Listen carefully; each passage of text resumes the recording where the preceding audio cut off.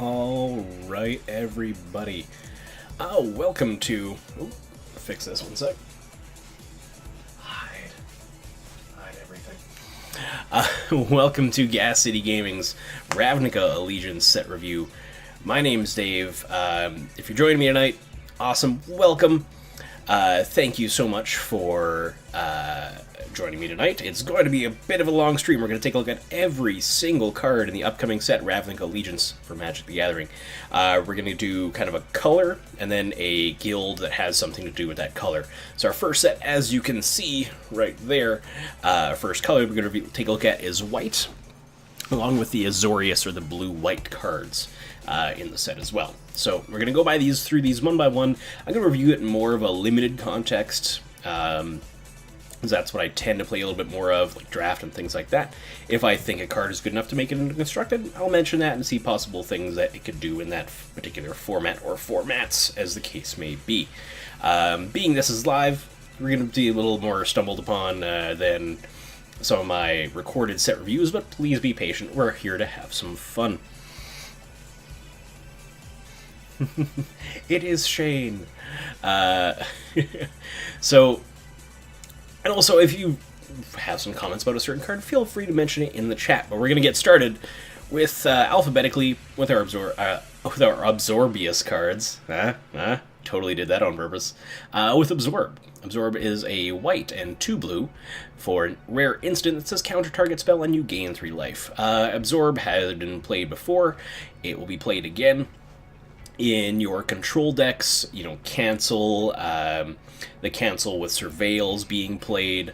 I can see this kicking out the cancel, depending on how much aggro decks become a thing. The life gain in this could be relevant.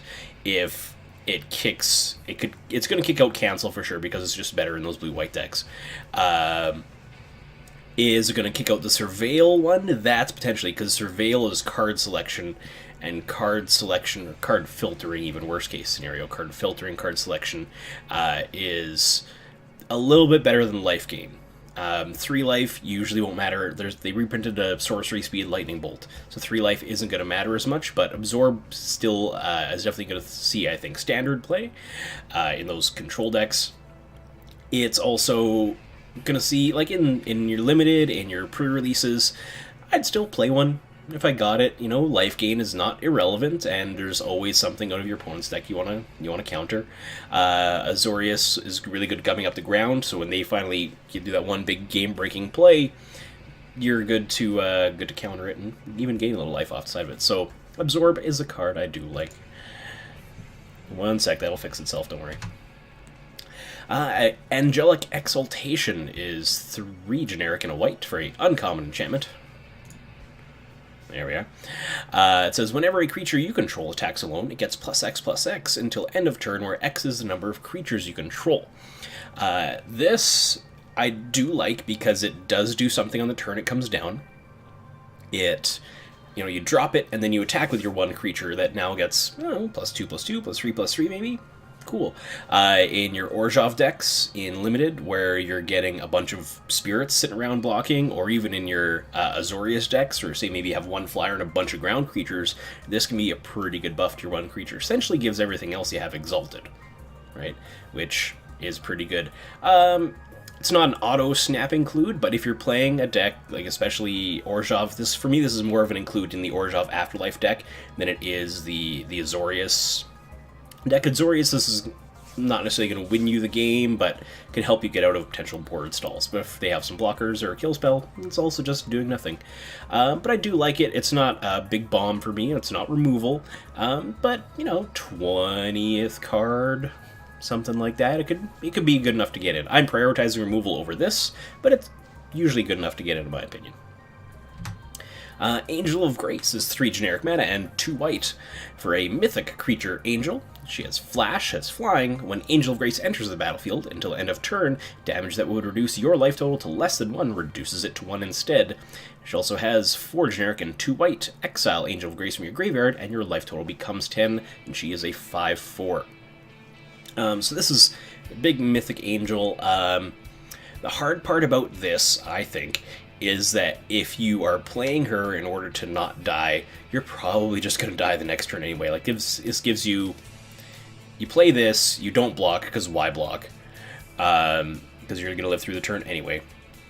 And it's just until the end of this turn. So if your opponent's playing red, for example, you just say, okay, here's my Angel of Grace, no, I'm at 1, and then you pass the turn back to them, or sorry, they pass the turn to you, and then just on your upkeep they shock you or do some kind of burn spell to lose life.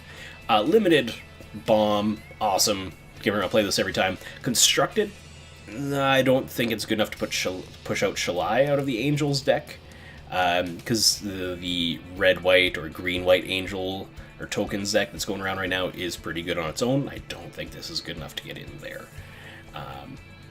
Potentially, if there's a big 4/4, potentially 5/5 hasty dragon, if that becomes more of a thing, it might see play just to counter that, because it is a 5/4, so it would trade off with that dragon. But as it is right now, still good limited, constructed, limited, your drafts, your pre-releases, play this, you'll be happy with it every time. It's a big 5/4 flyer for 5 flash, if nothing else. Like, in late game, man, oh, yeah, my life's 10, I'm at 2/3, oh, hey, punk. And that's, you can do that instant speed as well, of course, out of the graveyard. But Angel of Grace, limited, awesome. Standard, constructed, I don't know how it's going to get there. Archway Angel. Archway? Yeah, let's go with Archway. 5 generic and a white for an uncommon creature, Angel, that has flying. When it enters the battlefield, you gain 2 life for each gate you control, and it is a 3/4. If you are just playing like a 2-color deck, constructed, no, first off. If I don't mention constructed, I don't think it's making it there. If you are just playing a 2-color deck like Azorius or Orzhov, you might have 2 guild gates. If you're splashing a 3rd color, and maybe you have 3/4 guild gates, this is better to me, but 6 mana for a 3/4 flyer is a lot. Flying's important and limited. It really is. But on its own, if it's 2-color deck with like 2 gates, the life gain, it might as well not be on there. Might as well just be a 3/4 flyer for 6. Which is overcosted, but still it's a flyer. Flyers are important. Evasion, right? Aside from that, if you're playing a 3-color, this is actually more of an include in a 3-color deck, because it has a single white cost, so it's easily splashable, and you're going to get more payoff off of your gates. So I like it for limited. I would still play it probably in just a 2-color deck. Just in a 3-color deck, you're going to get more payoff for that life gain. Arrester's Zeal is a single white for an instant common. Target creature gets +2/+2 until end of turn. Has Addendum, first instance of that we've seen. If you cast this spell during your main phase, that creature gains flying until end of turn. So it turns into a cheaper Mighty Leap. So Addendum, just so everybody knows, our first instance of that is it gives you an extra effect if you cast the instant during one of your main phases. First or second, I mean, this one you would probably want to cast during your first, so it can fly over your opponent's creatures when you attack. But this is fine. It's in a ground board stall, which happens in Sealed. If you've ever played Sealed, you've had that happen. It's a less synergistic format than Draft, so you're going to have those big board stalls. This can jump your big thing over theirs if they don't happen to have any flying blockers. You can really chunk them, maybe even kill them if it's later game. So Rester's Zeal is definitely, for me, one of my combat tricks that I can include. Worst case scenario, I tend to look at, in limited formats, in Draft and in Sealed, I tend to look at pump spells like this or combat tricks like this also as potential removal spells, because that's usually what they can be. You know, you block their 3/4 with your 2/2, you do this, it becomes a 4/4, kills their creature. Yes, they can always respond and do something else, but they can do that at any point during the game. I'm of the school where it's make them have it, make them do something, put them on the defensive, make them try and save their creature or kill yours. You know, be a little bit more aggressive. Always, you know, you want to figure out the balance. Are you the beatdown or are you the control? But cards like this, it doesn't hurt to use aggressively on the offense. Obviously, that's what it's made for. Or on the defense, just to remove something as well. Azorius Skyguard is 4 generic mana, a white and a blue for an uncommon human knight creature. It has flying, first strike, and creatures your opponent's control get -1/-0. And it is a 3/3. So flying, first strike, 3/3, first 6. Creatures your opponent's control get -1/-0. That's not nothing. If it was just flying first strike, Again, flying's important. In your Azorius decks, this is going to be fine. This is going to block those Orjav spirits all day. It's going to block those low toughness Rakdos creatures all day. But I do like it for that. Saying again, it's a little overcosted, but again, sealed. You're gonna get the 6 mana unless something went horribly wrong, or the Gruul deck or the Rakdos deck just got the God draw and beat you out really early. But I think if everything even goes averagely, you should get to 6 mana in Constructed. Draft, this might be a little bit expensive for draft, unless you're really drafting the Blue-White Flyers deck, and this is like the top of your curve. Even then, a 3/3 flying first strike at the top of my curve isn't exactly where I want to be. Probably an include in draft. Sealed and include, it's fine, but it's not a blow-away creature. I take this card, if I take this card, more for the -1/-0 than the flying first strike, personally, so that's where I'm at with it. Bring to Trial. 2 generic mana and a white for a common sorcery, exile target creature with power 4 or greater. Cool. It's white removal. It's conditional in the way that we've seen white removal be in the past, and because of that, it's fine for me. There's gonna be, especially if you're playing against Gruul or Simic, you're gonna see a lot of things with power 4 or greater. So, assuming if you're playing white, you're playing, either Orjav, Azorius, or some kind of 3-color with white, and you're gonna see things where this is gonna kill something of your opponents. Don't worry about it. Even if you're playing against another Orjav or Azorius deck, there are 4-color things. Look at that Bomb Angel, the 5/4 Angel we just saw, right? And this already exiles it, so they wouldn't even get the trigger. But Bring the Trial, removal, limited of any kind, draft, sealed. Rules always important. I'm taking this. The Civic Stalwart, 3 generic mana and a white for a common creature. It's an elephant soldier. When it enters the battlefield, creatures you control get +1/+1 until end of turn, and it itself is a 3/3. So this is going to be good to me. Again, spoiler alert, I'm playing Orjav with the pre-release. It's always been kind of my playstyle, Aristocrats decks, that kind of stuff, so excited to play Orjav. So when I see the Civic Stalwart, I see it going in a couple different ways. Play it in your Azorius decks, and kind of you get one big attack in, make your opponent block to prevent, lethal or near lethal damage, and just whittle their board down that way. Cool. The Orjav deck. Play this guy, a bunch of your spirits, turn them into 2/2s, get in there for a bunch, maybe kill some of their flyers. Also good. A Mardu deck, where you're splashing white with, like Rakdos. Play this guy, do the same thing as your Azorius. Attack in, trade off a bunch of their creatures, hopefully I'll win out for the turn. Obviously, 4 mana 3/3 Hill Giant is fine on its own, but you really want to make the most of that +1/+1. So you very rarely, unless you're playing that Rakdos deck and you've gone a little wide, and this 1/1 is just going to let you push lethal on turn 5 or so. Yeah, Gruul is really good. I like it's always been my style of play, right? Gruul, if I wanted to win, I'd probably play Gruul, because it just gets broke and haste and +1/+1 and blah. But Orjav is more my style of play, and there's cards I want to pull out of Orjav and stuff. So that's why I'm going for it. It's just my look at old Aristocrats, that, and there's a Mardu Aristocrats deck I want to make afterwards. So, but for this one, you want to take advantage of that +1/+1. This isn't included in my sealed, and probably in my draft decks as well, so. Concordia Pegasus, generic and a white for a creature Pegasus at common. It is flying, and it's a 1/3. It's fine. I've paid 2 mana for 1/3s for a long time now, and this one has flying, so it's even better. It's going to chip in there 2-3 damage maybe over the course of the game. It's going to block their early stuff. It'll make the Rakdos deck think twice about attacking with its 2/1s and 3/1s and things. I like it. It's some cards you aren't always going to have a novel to talk about. This being one of those cards. I'd play this in draft and sealed. Obviously, Construct does not go anywhere. It's not it's not the Pegasus that jumps something else. This just flies on its own. It's 1 mana cheaper, but yeah, I think card is fine. Our first split card, so I'm going to kind of modify this, so you're going to have to bear with me on this a little bit.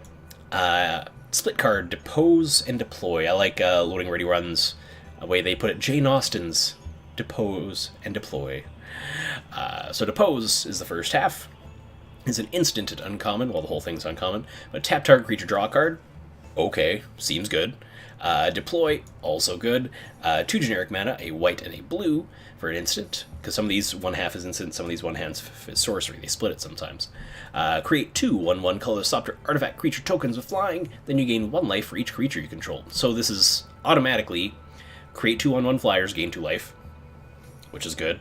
And the other half is tap a creature, draw a card, which is good. Azorius decks, I'm playing this. I like how they made 1/2 of this, the Depose half, a hybrid mana. So you can play that first half in a Simic deck, in a Orzhov deck, and something like that. Because it's still a fine card, tap creature, draw a card. It's not bomby or even removal, but it's okay. But the deploy half, if you are going full on Azorius or even splashing blue, the deploy half is more than worth it too. Like, see, I did watch the Loading Ready Run pre-release, and there are a lot of board stalls happen in that. Unless, other than like Gruul v Rakdos, a lot of board stalls happened. But I do like the deploy in any Azorius deck. This card, Depose and Deploy, is an automatic include for me. Deputy of Detention is a generic, a white and a blue, very rare Vidalcan wizard creature. It's a 1/3 and has, when Deputy of Detention enters the battlefield, exile target non-land permanent an opponent controls, and all other non-land permanents that player controls with the same name as that permanent until Deputy of Detention leaves the battlefield. It is Detention Sphere on a stick. If you weren't around, for original Ravnica, Detention Sphere was a generic, a blue and a white, for an enchantment that did the exact same thing. You could not, though, Detention Sphere other Detention Spheres, because there was that weird loop of leaving and entering the battlefield and triggers at the time, so which they've since fixed. But anyway, for this guy, it's removal, it's Fiend Hunter, but it removes everything. If your opponent's has a bunch of Goblin tokens, Soldier tokens, Spirit tokens, this just permanently gets rid of all of them. And there's enough tokens running around in this particular set that I'm fine with playing this, even if that worst case scenario, well, that's a pretty good case, gets rid of 2/3 tokens permanently. That's just fine for a 3 mana 1/3 creature to do. Even as a 1/3 for 3, it's fine if it temporarily gets rid of something. And note it does say an opponent controls, so if you're looking to kind of be tricky and blink something you control, this isn't going to work that way. You could potentially blink, a pacifism type enchantment and let your opponent put it on something else, and it'd be tricky like that. But anytime you want to give your opponent a choice is usually not something you want to do. You want to make the choices. But Deputy Detention, awesome. It's a rare. It's worth playing in your sealed decks. In your pre-release, I would even draft it in the good kind of Azorius control tempo deck. Seems good to me. Constructed, there's a lot of 3 damage spells out there right now.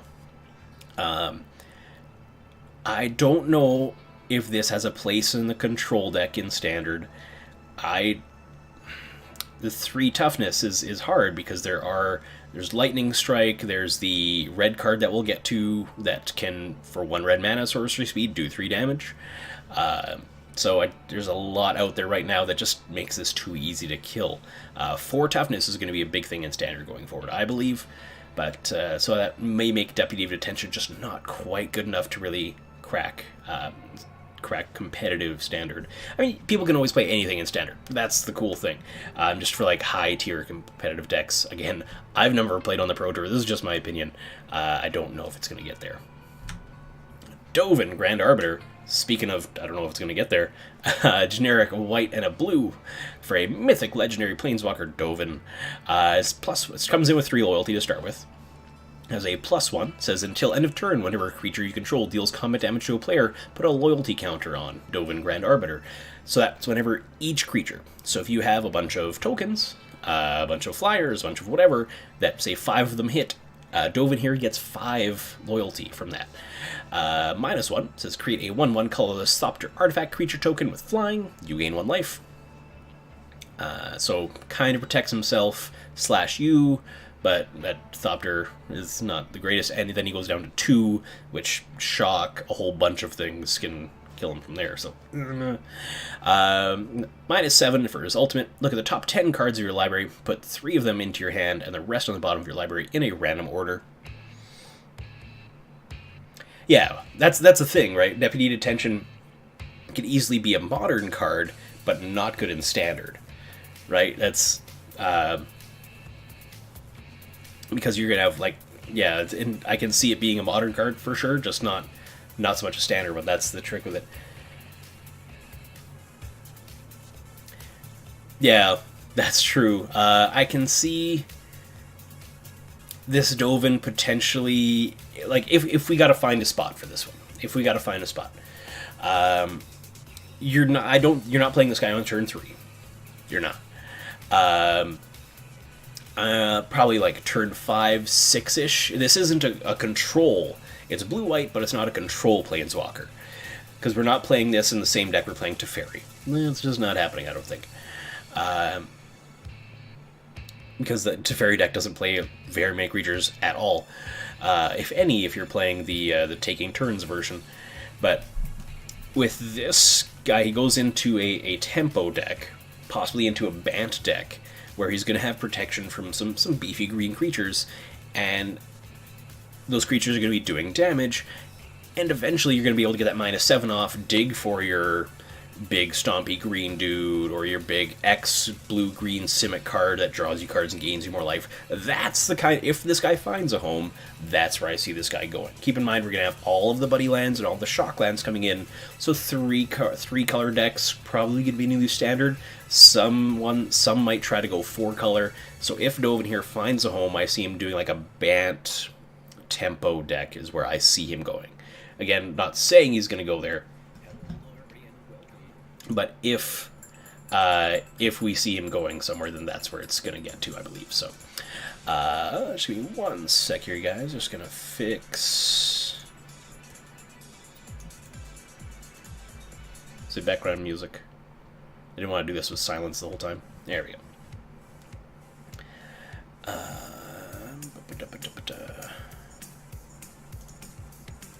Alright, there we go.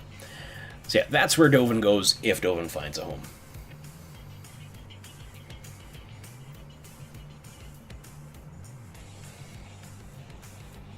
I know I've been watching Ruben Bressler from the Magic Mike's podcast play a lot of red in Standard recently, and he would, if you minus the Dovin, it would be dead the next turn.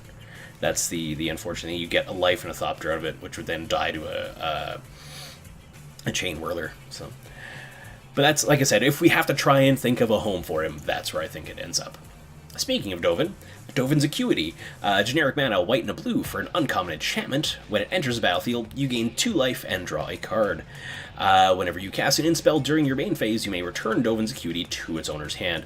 So we had Disinformation Campaign for Dimir, we have Dovin's Acuity for Azorius. I've been heard them called fake news, real news. Not to get into political politics at all, that's not what I'm here for. So at enter battlefield, gain 2, draw a card. For 3, it's hard to say because basically if the addendum for an instant is good enough, which some are, then this guy is going to see you play. It's in your sealed deck. You can still play it. It gains you 2 and draws you a card on turn 3 or later in the game. It helps you dig a little bit and get a little bit of life back, which isn't nothing. It's not nothing. Aside from that, so limited, like sealed decks, yeah, I'm playing a copy. Draft, if you draft in a good addendum deck, you're going to include this. But only if you're very specifically in that deck. Otherwise, you don't usually want to be casting your instants during a main phase. During your main phase, mind you. For its own, I like Disinformation Campaign better than Dovin's Acuity because it takes resources away from your opponent. And if you're playing a blue deck, you're going to have lots of card draw and stuff anyway. But not a bad card. This I can potentially see making it into a Standard, into that Teferi deck, because it's just when you play your opponent, say you wipe the board, then you play like the addendum draw spell and do something else, and then it just gets you more value out of there. So I can see it potentially making Standard. Definitely not like, yep, this is going in this deck, but possibly making it in there. But that deck is already pretty good as is. Emergency powers. We're getting all the fancy cards. 5 generic mana, a white and a blue for an instant at Mythic. It says each player shuffles their hand and graveyard into their library, then draws 7 cards. Exile emergency powers. Has addendum. If you cast the spell during your main phase, you may put a permanent card with converted mana cost 7 or less from your hand onto the battlefield. So, 2 things. This lets your opponent draw cards. And you have to have a permanent with converted mana cost 7 or less from your hand that you want to put on. So you can see kind of my feelings on this card. I'm just trying to think when like, best case scenario, what do we do with this card? So best case scenario, our opponent is on, like, we have a bunch of life, our opponent has an empty board, and a handful of cards, I guess, because you want them to discard potential things they could have and just draw more. But, like, if this had, like, addendum, your opponent only draws 3, as opposed to that second clause, I could see being more playable, because, you know, you only give your opponent 3, you got a full grip. Cool. Yeah, I don't see it, personally. 7 mana for an instant is a lot, even in limited. Like, it's a mythic, if you have the right deck to build around it in limited, include it, but this is sadly a mythic that might not get there in this person's humble opinion.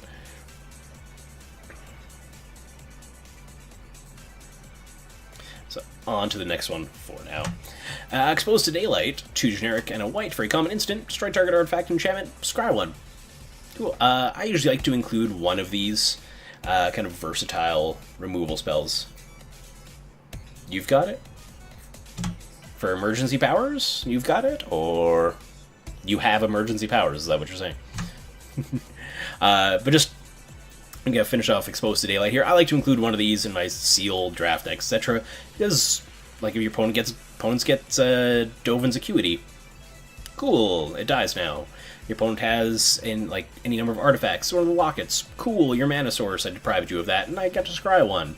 It's instant, you can do it at the end of their turn. I usually include at least one of these for sets, like, oh my goodness, like, Aether Revolt, sets like that. I included a couple of these, because there's so many artifacts running around there, but that's what I kind of saw.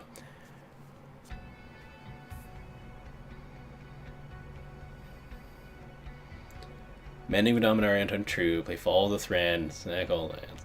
Next turn, get all your lands back, play Emergency Powers. I was gonna say, I'm not denying that wouldn't work, but, you know.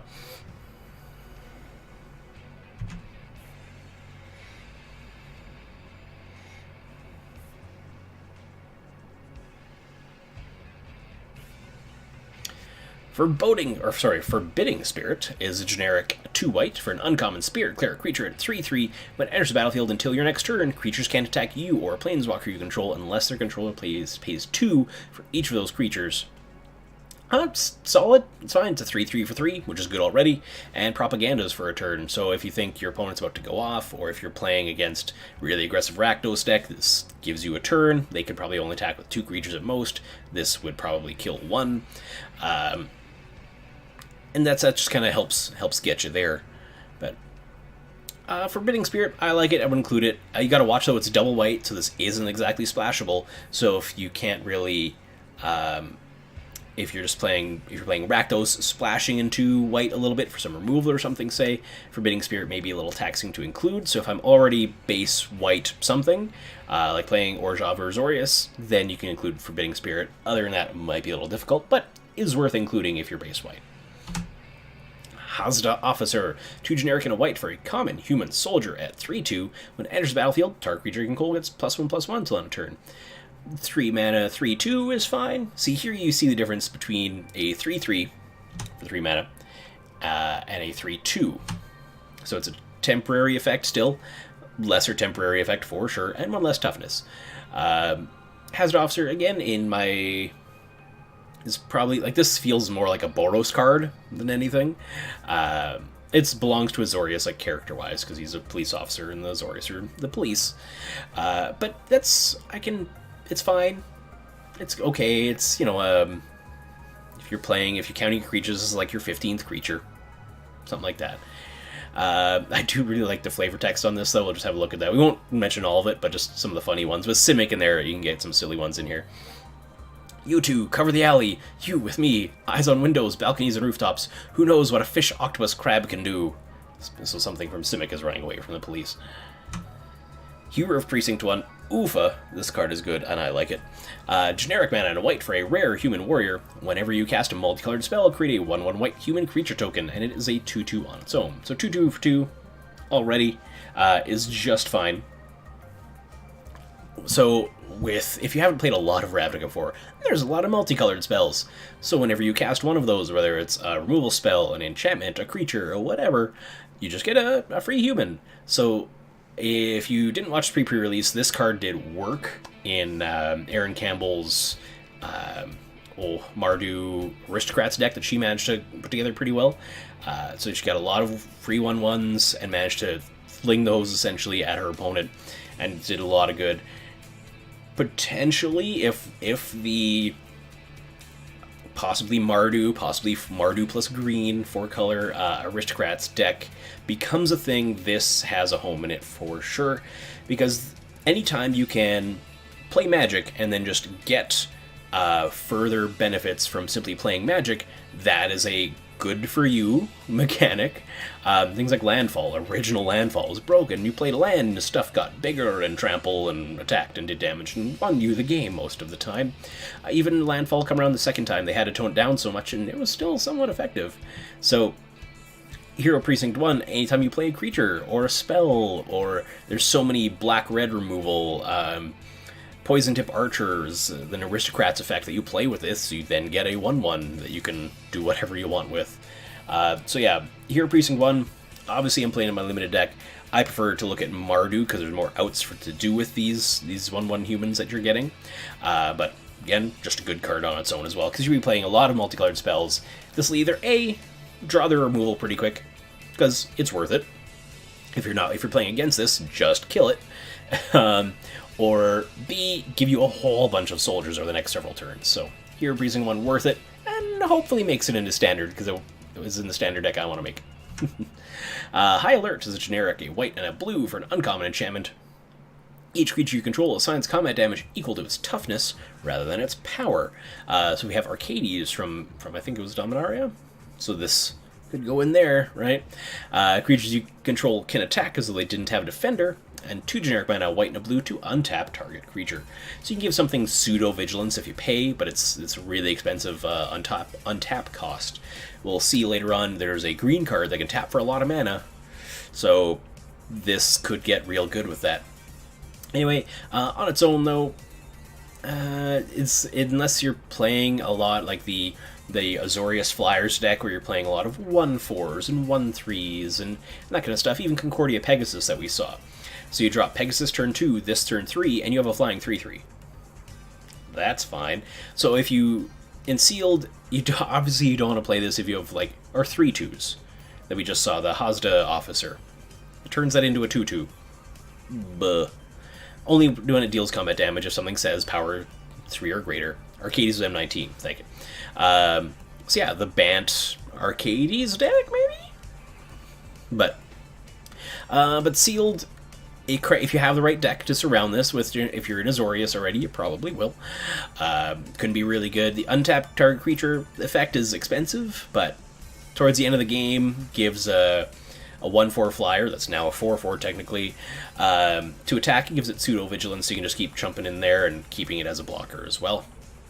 But yeah, I like this. Again, in the right kind of deck. It's harder to splash because it wants that, the high toughness. And there's not as much high toughness if you just look at even Simic or Orzhov. There's a lot of even numbers there, whereas opposed to Azorius has a lot of higher toughness, lower power creatures. So in the base Azorius deck, I think this will be good for you.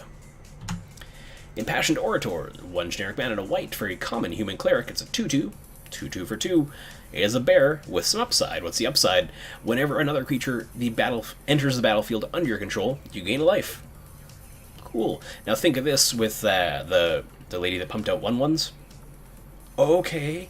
So you play your multicolored, say even if it's not a creature, but that's best case scenario. Play a multicolored creature, and you get a 1/1. You gain 2 life, plus those creatures enter the battlefield. So, again, 2/2 with 2 is fine. Nothing wrong with that. If it was just blank 2/2 for 2, that'd be, one of your last creatures, potentially. But with this kind of upside, it's definitely making the cut. Really easy to splash for. If you're playing an aggressive deck that's going to get hit back in the face, it's good to have because you're going to swing out, so you're going to get swung back at. Even if you're playing a more control-y deck that takes maybe a little longer to set up, your Impassioned Orator is going to gain you life back that you lost in the early game, so I'm going to really good common that I'm going to include in most decks that I'm going to play in Allegiances Limited. Justicar's Portal. Generic mana and a white for a common instant. Exile target creature you control, and then return that card to the battlefield under its owner's control. So this is just an immediate blink. It gains first strike in the land of turn. So this, to me, is a combat trick, pretty obviously. Or, worst case scenario, you can use this to save your creature from a kill spell, from damage. But best case, this is essentially going to, you're blocking their 3/2 with your 2/2, or even you blink it, gains first strike, or what you could do is attack with a bunch of things. Again, they attack with a 3/2, you have your 2/2 you just attack them with, you blink it, it comes back in untapped, you blend block and kill their 3/2 because it just has first strike now. So that's where this goes. It does have a little versatility for that. I'm not sure whether they like this or the cheaper Mighty Leap better, because the Mighty Leap lets us do damage to them as well. It's a little more versatile this way, versus this potentially wastes their kill spell or just removes one of their creatures as well. So, but still, I would put this in the same ballpark as that. It's semi-removal, in that this will usually, you want to use it to kill something. It's not guaranteed. It also can make them waste their removal, but even then you just 1-for-1 your opponents. This might make it in if you don't prioritize removal over this, for sure, but this might make it in if you don't have, like anything, if you don't have anything better. Valuable input. Knight of Sorrows, 4 generic mana and a white for a common human knight. Knight of Sorrows can block an additional creature each combat, because it has a sword and a sensor. It has Afterlife 1, or first instance of Afterlife we've seen, and it is a 3/3. So Afterlife, what does Afterlife do? It's the Orzhov mechanic for this set. When this creature dies, create a 1/1 white and black spirit creature token with flying. Note Afterlife is a triggered ability, so when this creature dies, so it has to go to the graveyard, can't be exiled, can't leave and then come back, so if you blink this, nothing happens. And it is a 3/3 on its own. Also, the flavor text for this Orzhov is so spooky. The helmet reveals no eyes to witness your penance, no mouth to offer absolution. Ooh. But it's a 3/3, can block 2 things, and the Afterlife one, a lot of the Afterlife cards you'll see are like a half a mana to a full mana overcosted for what they are, so 3/3 for 5 is a little too much, right? But you get that 1/1 after the fact. So this is where, like I said, Gruul can be better, because Gruul you have a lot of 4/4s, 5/5s, because ideally what Orzhov I think wants to do is trade this with a 3/2, with a 4/3, with something like that. So you trade for their creatures, but you still have that leftover value because you have that Afterlife token. But with Gruul, they just have bigger toughness a lot of the times. So it's going to be hard to get that trade and then the value after the fact, because yours is just going to die. But again, if I wanted to win, I would probably play Gruul. But my style of play, I personally would have more fun playing Orzhov, It's like how in the first Return to Ravnica I played Dimir because Mill. Ravnica Allegiance Renegade. A white and a blue, we have a special promo image here. We have a legendary creature, human soldier at rare. She is a 2/2 and has, with each opponent, can't cast non-creature spells with converted mana cost greater than the number of lands this player controls. Whenever an opponent casts a spell, if no mana was spent to cast it, counter that spell. Now, this card is horrible in limited. This card is not good in sealed. Reason being, there's only one card in the entire set this girl can really get you with. Anything that says you can cast from your hand, or play something like Dovin's ultimate. I think it was minus. Oh no, the 7 mana instant. Discard your hand, shuffle it in, draw 7, and play a 7-cost thing. This would counter that 7-cost thing. I know I think that just said put into play, so it wouldn't even do it there. What this is made to do is for Modern and Legacy. If you aren't familiar with those, they're older formats to play with really powerful cards, including things like, oh my goodness, there's a counter spell. It's Force of Will. It's 3 generic mana and 2 blue. And rather than paying that, you can discard a blue card and pay a life instead of paying its mana cost. That means you haven't paid any mana to cast this counter spell. So, but what Ravnica says is you can't cast non-creature spells with a converted mana cost greater than the number of lands that you control. When a player in Modern or later casts Force of Will, I don't think is Force of Will Modern legal? Well, whenever somebody casts Force of Will, they usually don't have 5 mana up. Pay for it. They are usually discarding a blue spell and paying a life. So this would say no, that person can't do that. And whenever opponent casts a spell, if no mana was spent to cast it, in this case Force will counter it, right? So it's one of those things where if you sack something, Legacy and Vintage, yeah, for the most part, thank you. Yeah, Electro Dominance, exactly. Electro Dominance is the pretty much one card in the set this can hose, and it's too narrow of an answer for that. So basically, if you open this, congrats, you have a Legacy Vintage playable card, but then put it into your limited sideboard and play something else. Right? I would honestly rather play the Impassioned Orator in my deck than Ravnica here. It's harder to cast because she's blue-white instead of generic white, and is not going to have any payoff in this, unfortunately. But yeah, congrats on opening your Vintage and Legacy playable, but sorry, you're gonna do a little poorly more at your pre-release. Lumbering Battlement, 4 generic mana and a white for a rare beast, 4/5 vigilance. I really like this card. It's white. This should totally be Gruul, it feels like, doesn't it? When Lumbering Battlement enters the battlefield, exile any number of other non-token creatures you control until it leaves the battlefield. Lumbering Battlement gets +2/+2 for each card exiled with it. So, reason I like this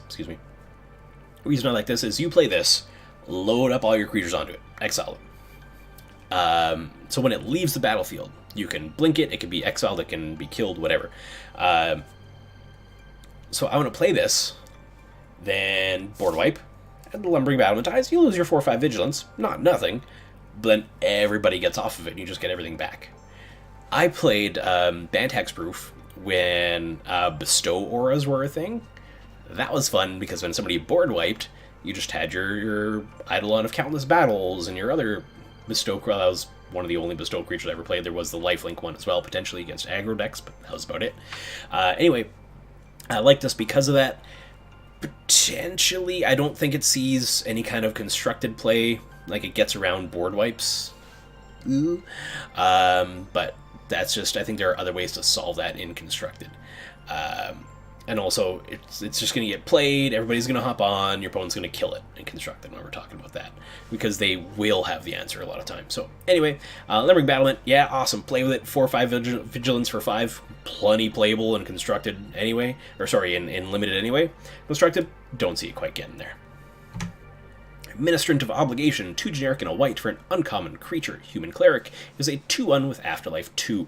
So, again, on its own, for a 2/1, you would usually pay, we've paid as little as 1 white for that before. But what this is doing is afterwards, it gets you 2 1/1 flyers. This is one of the better Afterlife cards at uncommon, meaning just period. Because for 3 mana, it gets you a 2/1. It's fine, it's going to block, maybe even trade up with something. Who knows? But afterwards, you get 2 1/1s. 2 1/1 flyers, to be more important. But yeah, for that, I like Ministrant of Obligation. Even it's splashable, so you can even play this in your aggressive Mardu decks, because it's a 2/1. You can play this in your Azorius deck, because it blocks, and it will give you a couple flyers after the fact. So Ministrant of Obligation, if you can splash for it, I would. Prowling Caracal. So 1 generic for a white common cat, and and it's a 3/1. So here's we see the difference, but I'm glad these two popped up next to each other. So Prowling Caracal, some people are starting to call these blades, a generic and a white for a 3/1. Full stop.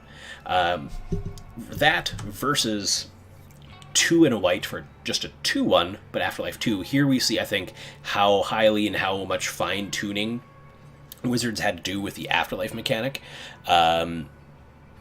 Because they had to, okay, man, it's a 2/1. Should we make it a 2/2? No, that's a little too good. Okay, can it be 1 and a white? Can it be 3 and a white? Where should it be? I think they probably had a lot of tuning to do with this, and with the Simic mechanic that we'll come to much later as well. Actually, next as well after the white.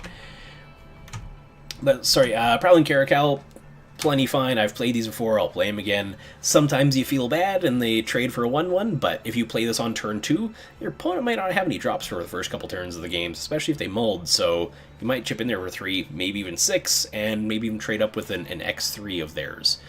Is certainly not unheard of. I've done it plenty of times, so I would definitely play a Prowling Caracal, probably just 1, unless you want to be super aggressive.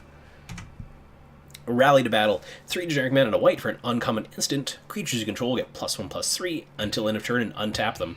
So just on the raw design of the card, you can see they want you to, attack with everybody. Okay, cool. My opponent's like, I'm gonna swing back for the win. And then you rally to battle, untap everybody, kill a bunch of their creatures, and then win on the swing back. So I would definitely play one of this. This is the kind of combat tricks that I like, in that it's going to kill a bunch of your opponent's creatures, and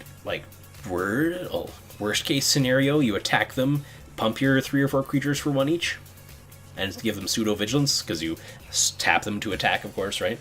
Okay, you're blocking that one, that one. Okay, I'm going to play this.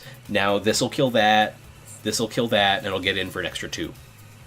Right? That seems fine too. So Rally to Battle, I'm fine with playing one of these in my white deck as well. This would be really nice, especially in like a Rakdos deck, where you're having a lot of higher power, lower toughness creatures. So you can really trade off positively a lot with this, and especially get in a bunch more damage. Oh, come on. Next, there we go. Resolute Watchdog, he's such a good boy. Is a white mana for an uncommon creature Hound, and is a 1/3. He has a Defender, and has a generic mana, sacrifice it. Target creature you control gains indestructible until end of turn. So, no one's ever going to sacrifice this card and not feel just a little bad, unless you really don't like dogs.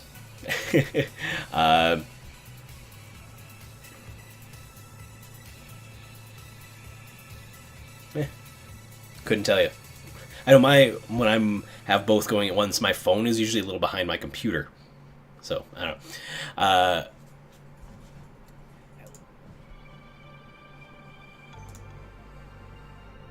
But anyway, sorry guys, give me one sec, I just gotta fix something.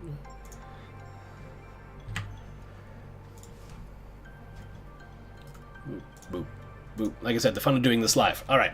No one's ever going to sacrifice this and not feel just a little bad unless they really don't like dogs. Reason being, it's like, come on, you don't want to sacrifice the doggo. But seriously though, actually really good card. I really like it. 1/3 for 1. Like I said, we had one. I've played these just vanilla for 2 mana before and been fine with it. The fact that it has Defender is fine. It's not going to hurt anything. It's a really good card for your Azorius sit there decks, your Azorius Dirtles. Then when you play your bomb, your opponent goes to remove your bomb. Unless it's an enchantment removal of some kind, this is gonna protect it. Keep in mind, it just gives indestructible, so this wouldn't help against exile. This wouldn't help against pacifism effect. This is a little bit more narrow this way, but for a 1 mana 1/3, sets up my future turns. I'm gonna be fine with this. Less fine if I'm playing against a non-aggressive deck, but like that 2/1, this blocks that. 2/2, this blocks all day. Any little soldier tokens that are made from certain cards we've already looked at, blocks those all day, and this is just our 1-drop. And it's going to help us out later in the game, so when a card's good early and it's good late, it's just good. Boop.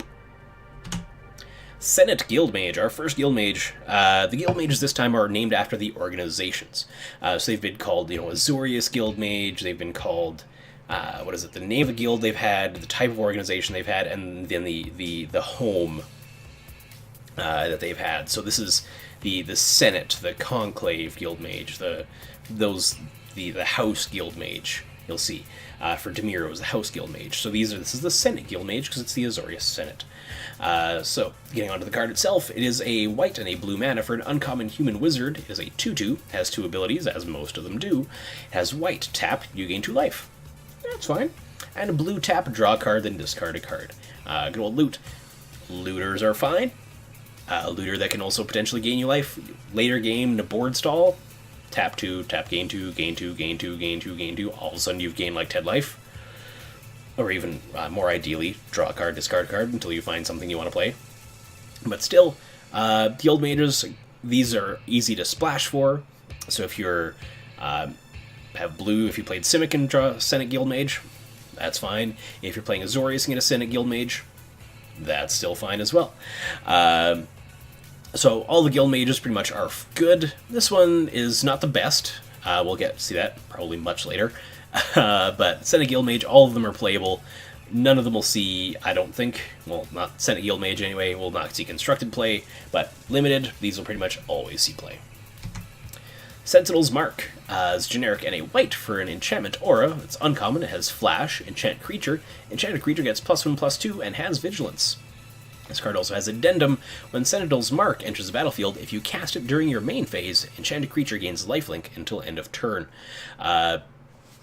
So this lets your little guys get in there, gain a new little life, because yes, it has flash, so you can use this in a couple ways.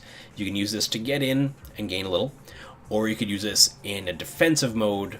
It's all semi-combat trick way, essentially, to pump your 3/2 into a 4/4 and block their 3/3.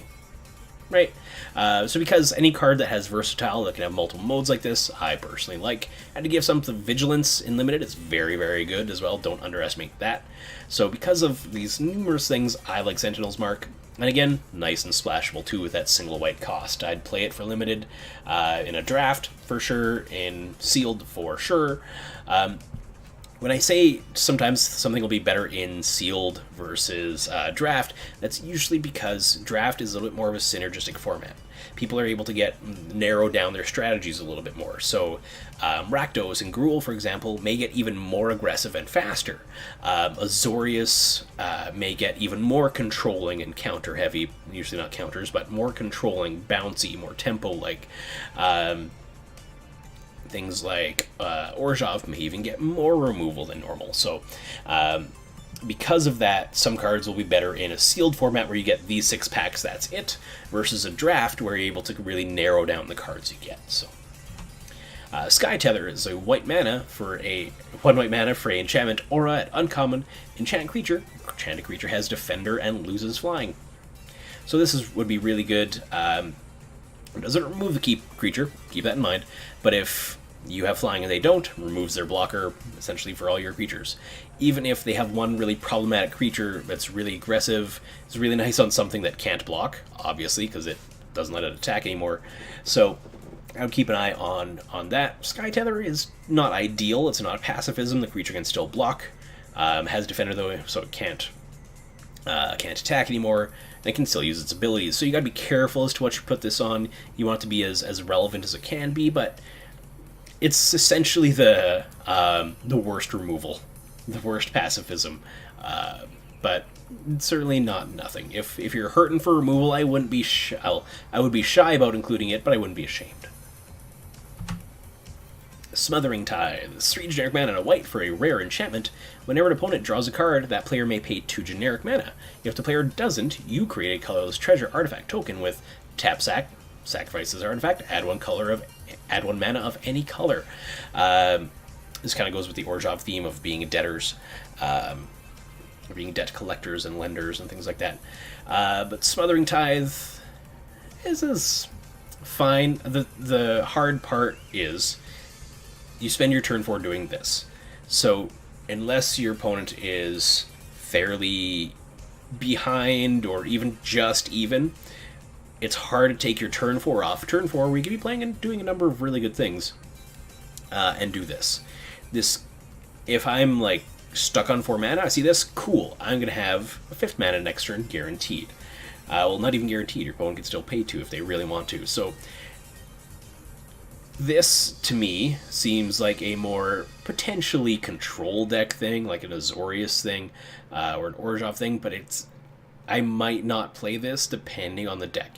If I have a lot of really good 2-drops, 3-drops, this has more likelihood of making it in, but if those are a little thin, I don't want to spend my turn 4 essentially doing nothing, right? So this is borderline making it in, has to be in the right kind of sealed deck and draft deck in order to make it there. And this is the kind of thing I could potentially, because right now the control decks play Treasure Map, at least the ones I've been playing against on Arena do. Yeah, this card's good in Commander. There we go. It actually is, especially if you're playing 4-player Commander, because very few times will people want to play this, and they'll let you ramp. So you put this in like a Naya Stompy deck, right? Let you ramp in your big things. It's actually not bad on Commander now that you bring it up. Okay, that got me off track. What was I saying? Yeah, they play in Treasure Map. Treasure Map does more than this in that it lets you scry. It doesn't give your opponent the out, and it can potentially draw you cards as well. When you flip over into the treasure, if you don't need the treasure, you can sack and draw cards. So I don't even know if it's going to make it in Constructed, to be honest with you. So iffy, but if you have the right shell, at best, this is going to ramp you to, I don't know, 6-7 mana, and then you're going to draw the lands that get you there anyway. So it doesn't have a very good high end. True. Yeah, and then like a tax style Commander deck, that could be fun. Your blue mage is showing. Sphinx of Nuprov. 2 generic. Here we see the 2-2 cycle. 2 white mana and 2 blue mana for an uncommon creature Sphinx. It's a 4/3 with flying and vigilance. Spells your opponent's cast that target it and must have to cost 2 more to cast. So in that, what this means essentially, if your opponent plays Mortify, which is generic black-white, to kill it they have to play 3 generic black-white. Even if they pay the alternate costs of things like sacrificing a creature to kill this, they have to sacrifice a creature and pay 2 mana still. So the fact it has vigilance, again, not nothing.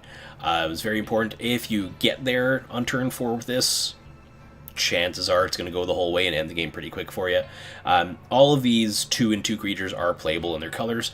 Really hard to splash because of their mana demands, but if you get there and you say, hey, I want to play Azorius, and you open this, you're going to play it. Constructed? Nope. But each one of these, if you're in this guild, you're going to play it. If you are solid 3-color and you have a lot of fixing, play it. But if you are just like counting on, a couple of gates and a locket, be very, very careful. Sphinx's Insight. 2 generic mana, a white and a blue, for a common instant, says draw 2 cards. Addendum, if you cast this during your main phase, you gain 2 life. It's fine. For the 2 life, I'm almost never personally casting this at sorcery speed. Sorry. Because it only gains 2 life. If it was like 4 or 5, okay, but then it would have to be more mana and probably be priced out of itself. But this for me is an instant. Again, it's easy to splash, so if you're playing Simic, you can splash for the Sphinx's Insight. If you're playing Orzhov, you can splash for the Sphinx's Insight, right? Because it's just the single opposite mana demands. So I like it for that, but again, personally, I probably am very rarely seeing this cast for its Addendum, unless you're already ahead, or unless the board's at a big stall. And even then, I want to get the instant speed, so I can then cast the cards I draw, right? But yeah, it's in one of those colors, splashable, it's fine if you want some card draw in there. Spirit of the Spires, 3 generic mana and a white for a 2/4 spirit at uncommon, has flying, and other creatures you control with flying get +0/+1. So again, this really wants, in both of the white-centric guilds that we're seeing this time, Azorius has a lot of flyers, Orzhov is probably going to get a lot of spirits. There are a couple of things that can we've already seen one, a couple of things that can pump your creatures, so if you have several Afterlife cards, pumping those spirits can get very relevant. And if you can block your say in an Orzhov mirror, if your 1/2s can block your opponent's 1/1s and just positively trade, that seems good to me.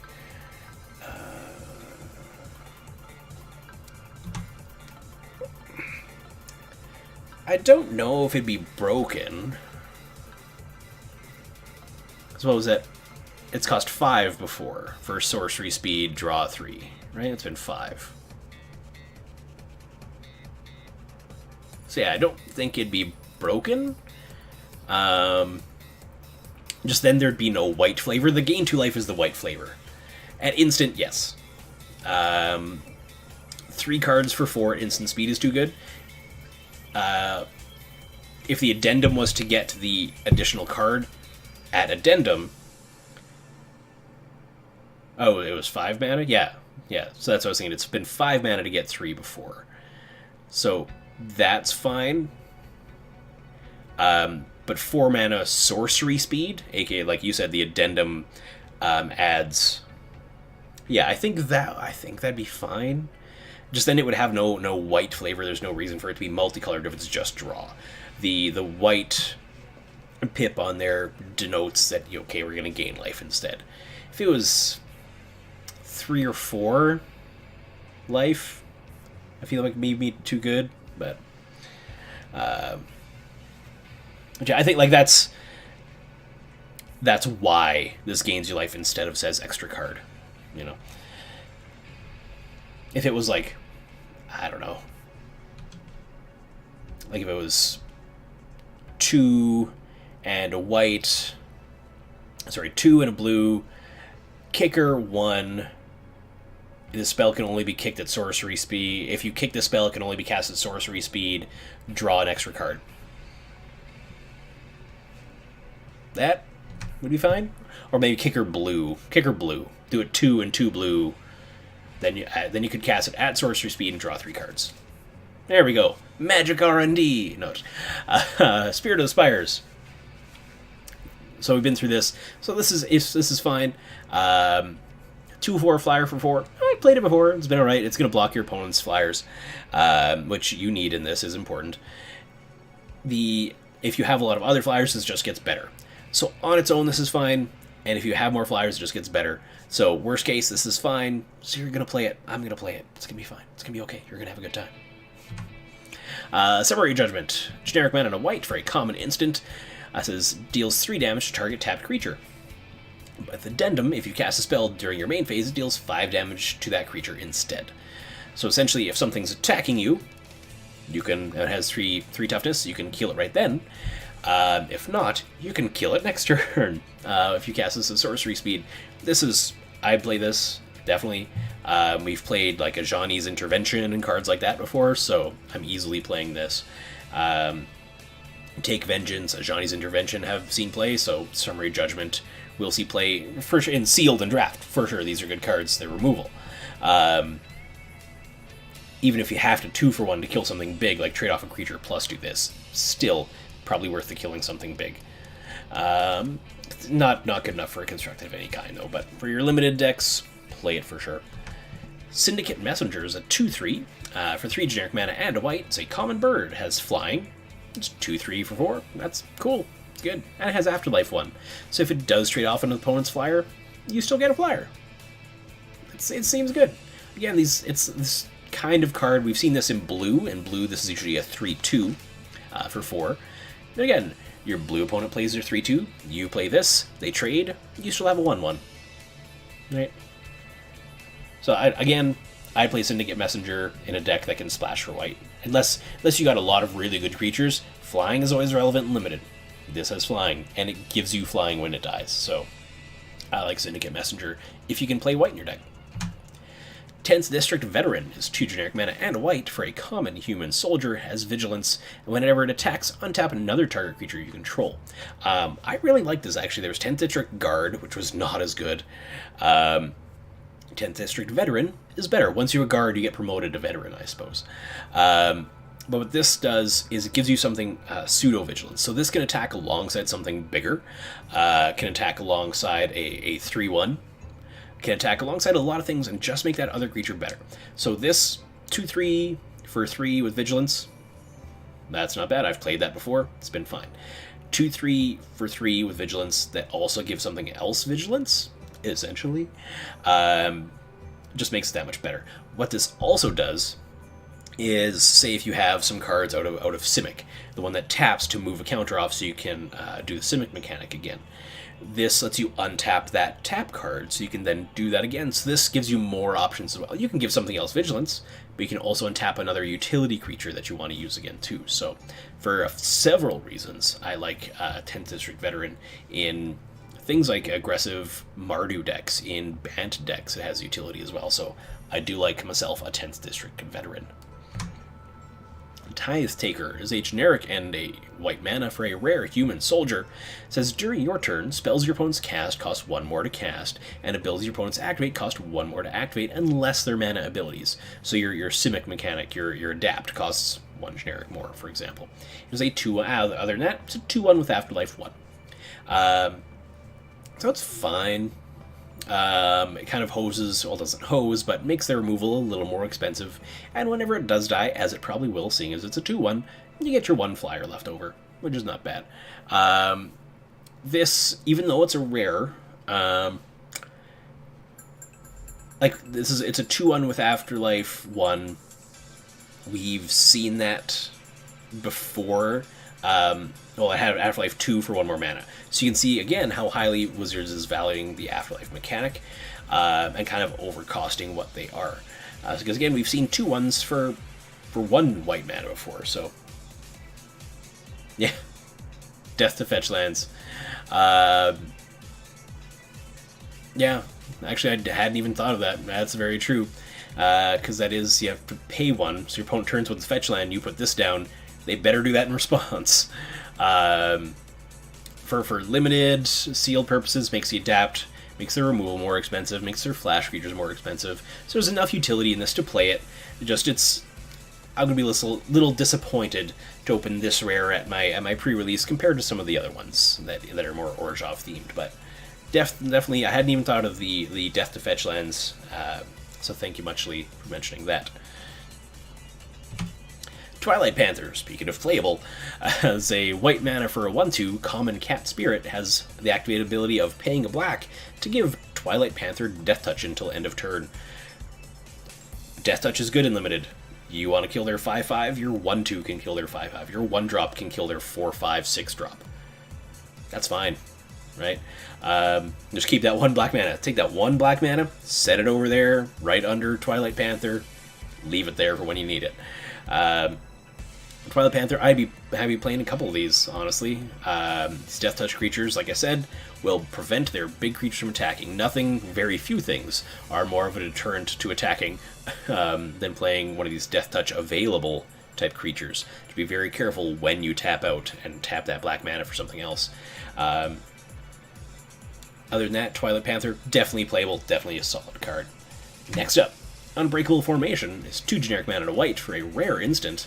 Creatures you control gain indestructible until end of turn. Addendum, if you cast a spell during your main phase, put a +1/+1 counter on each of those creatures, and they gain Vigilance until end of turn as well. So they get indestructible, Vigilance, and +1/+1. So this is your Azorius, your Orzhov. Okay, the board's really bogged down. Okay, I want to swing in with everybody and kill a bunch of my opponent's stuff and hopefully win. Okay, Unbreakable Formation during my main phase. Tunk. And if you didn't win that turn, you're probably going to win next turn. The combo I want to see with this is the board wipe. Because we have a 4 mana board wipe in standard again. So it's 2 white, 2 black, kill things.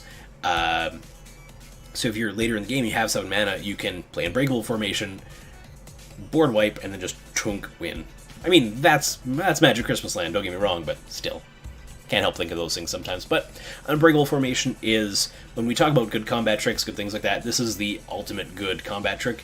In this kind of case, unless my opponent I really need my big bomb creature, or if my opponent has that board wipe, for example, this is the card I'm almost always playing for its addendum cost, because that's so good and lets me just get in with my team. At the very worst case scenario, I'll play it for that, kill 1 or 2 of their creatures, which still slowly grinds the board advantage towards me. Or, like I said, worst case scenario to play this card is you're saving your creature, which is negating their, saving your, hopefully, bomb, and negating one of their removal spells. So, not bad there either. But Breakable Formation, solid card. Our second and final split card for Azorius is Warrant and Warden. This first half, Warrant is a 2 hybrid Azorius mana, so blue-white and blue or white. For an instant, it says put target attacking or blocking creature on top of its owner's library. That's pretty good. Bounce to top for 2 mana is very, very good. We usually just see that bounce to hand for that cost. The reason this lets you put it on top is because it's conditional for target attacking or blocking creature. Usually this is going to be used on attacking. As with blocking, your attacking creature already, the damage is prevented because it's being blocked. So you got to watch that. Yeah, absolutely. That addendum on that is so good, you want to use that addendum rather than its regular cost. Worst case scenario, you're doing it instant speed. Other than that, it might as well say sorcery. But Warrant, good card on its own. Note it's hybrid, so if you are, for example, Orzhov and you happen to open this card, you can probably still cast this, at least just the Warrant side anyway. And even splash blue to cast Warden. 3 generic mana, plus a white and a blue for a rare sorcery. So this is the split where 1/2 is instant, 1 is sorcery. For creating a 4/4 white and blue Sphinx token with Flying and Vigilance. That's fine, right? 4/4 Flying Vigilance for 5. That's Sarah Angel. It's 3 blue and a white for a Sarah Angel, or bounce something to the top of your opponent's library. This card's real good. There's not too many of these that are bad, like unplayable bad. I don't think this is necessarily going to see it constructed, but this is a limited bomb, because worst case, it's a Sarah Angel. I have first picked many a Sarah Angel and never been disappointed. But yeah, Warrant and Warden, bomb, take it. Take it if you're drafting, because it's splashable. Every pack has at least a gate, so you can be able to splash. Sealed, if you open it, congrats! Play it. You're gonna have a good time. You're gonna have a good time. Alright. Watchful Giant, I think we're getting towards the end of our white cards. Watchful Giant is a 5 generic mana and a white for a 3/6 common giant soldier. Yeah, just because it puts it on top and lets them recast it, but there are some things you don't want to make them put on top that may become threats, like if you're playing against Control, Chain Whirler. If you're playing against like an Golgari deck, you want them to cast things again, unless you have a counter in hand already, then it could be good. Or if you draw a counter, you need to give yourself more time, then it could see play on the strength of Warrant. But let's say Control decks are a little bit my weaknesses to see, knowing whether or not stuff will see play. To be honest. But anyway, Watchful Giant here. When it enters the battlefield, you also get a 1/1 white human creature token. So it's fine. The fact you get 2 bodies is nice. 3/6 from all the ground threats we've seen so far. This is going to live through everything that doesn't have Death Touch. The fact it has a little 1/1 friendo is fine, I guess. It's probably not going to do too much. It's splashable into your Rakdos deck, so you can then maybe sack that human, right? Gives a little fodder to your Spectacle cards, things like that. But it's Watchful Giant. It's fine on its own. It's not what I want to have at the top of my curve, but it could very well find its way there. But I would not be ashamed to include one.